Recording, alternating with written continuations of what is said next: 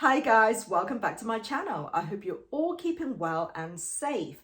So today I just wanted to share with you a few of the luxury bags in my collection that I recently sold and the reasons why I sold them. So if you're interested to find out more, then stay tuned.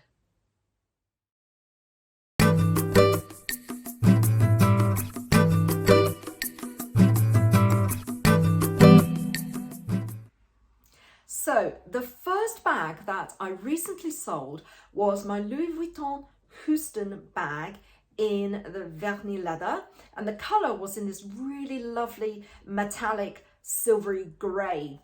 And I bought this bag in 2016 and it was from Collector Square, which is a consignment store in France.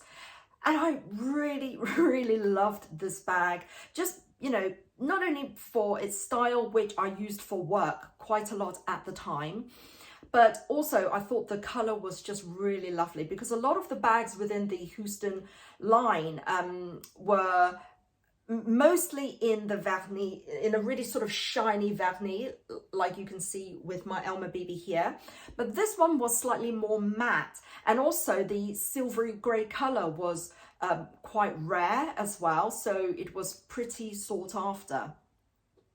And but the thing is, over the past couple of years I've not used it really at all. I've probably used it once over the last sort of 2 to 2.5 years, and so it's just been sort of sitting in my handbag shelf, and I just felt it was a real shame for it to not be used. And the thing is, recently I've actually purchased a couple of bags which for me works very well for the office and also for sort of daily use. So for me, this Houston bag just didn't really suit my lifestyle anymore.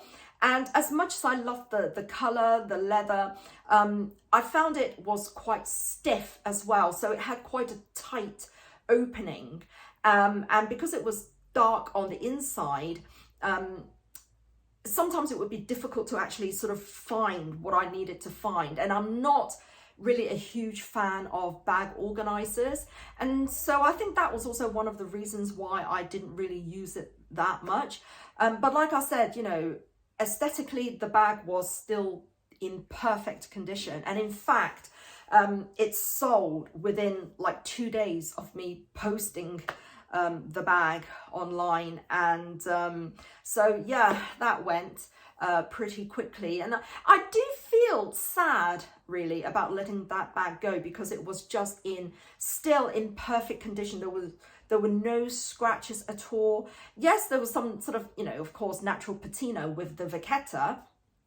And there was maybe like just a very tiny mark, but it was on the inside strap, so you couldn't see it once you put it on the shoulder anyway. But overall, there weren't any visible scratches on the exterior of the bag at all, and it was just in excellent condition.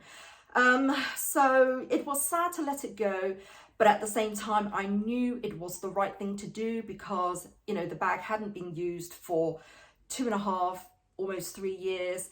Well, maybe not quite as long as 3 years, but it definitely hadn't been used, for at least 2 to 2.5 years.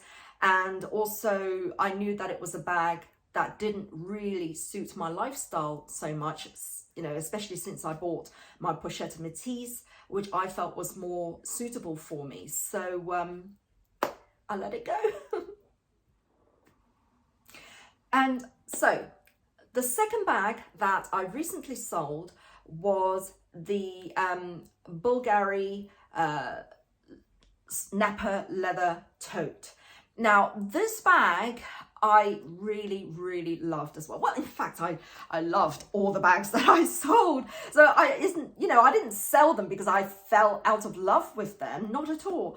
But it's just that, again, it was a sort of quite a large size tote, which I don't really have the need for such a big tote. And of course, if I did need to use a big tote, I've got my Chanel GST, which is fantastic, and then my usual workhorse, which is my Prada nylon bag, and that one is different because it's a really, you know, soft nylon.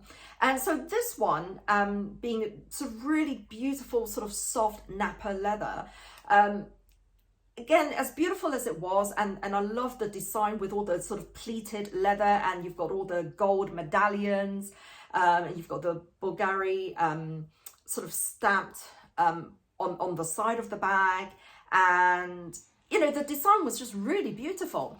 I did find it a little bit heavy on the shoulder because, you know, of all the chains and the hardware and the medallions. So it was a little bit heavy, even without sort of putting any contents in there. And also, you know, from the storage, I think some of the leather became a little bit misshapen. I think that can be salvaged with sort of stuffing and maybe using a stiff organizer. But again, it was one of those bags that hadn't been used for well over 2 years. And it is a really beautiful bag. And I just really love that sort of beautiful beige color as well. And the leather was buttery soft. But I just felt, you know, that, again, the size and the weight was not really too suitable for me anymore. And I thought, you know, it should go to somebody who would appreciate it and actually, you know, use it as it should. So that's the second bag I sold. So the third and final bag I recently sold was my Fendi Zucker Boston bag. And again, such a beautiful bag. But over the years, I've come to realize that I'm really not a top handle girl anymore. Partly because I think, you know, with top handle bags, you normally carry it on the crook of your arm. And on the number of occasions when I have done that, I would find that, you know, come the evening time, my arm would actually ache, and I would get sort of aches on my elbow as well. And because I have suffered from tennis and golfer's elbows in the past, it's, you know, it's a problem that I have sort of on and off. Therefore, you know, I knew that sort of carrying a bag on the crook of my arm is not something that is good for me personally, because it just, you know, makes me ache in those elbow areas. And so I know that I'm not really a top handle girl anymore. You know, I don't mind bags with top handles, but I need to have the option of adding a strap to it as well. So therefore, you know, for example, like this Elma BB is absolutely perfect because it comes with a crossbody strap. And so I know that you know, that's how I wear the bag mostly. And so with the Fendi Boston, because, you know, it could only be used as a top handle, I just found that I didn't reach for it. Now, although I did a comparison video of that and my Speedy 30 in the Damier Ebene, and both in terms of size are pretty much identical.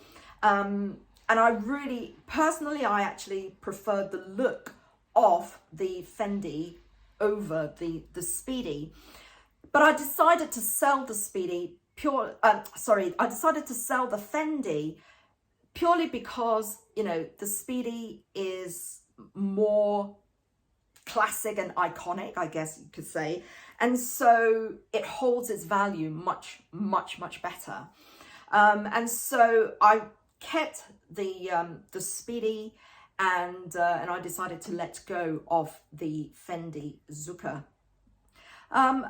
It's sad because, again, it was still in excellent condition. You know, it still had the log and the little clochette, and yeah, it just looked great. And every time I used it in the past, I always, you know, used to get compliments on. And But, you know, if it just doesn't suit my lifestyle anymore, then it's really not much point in keeping it.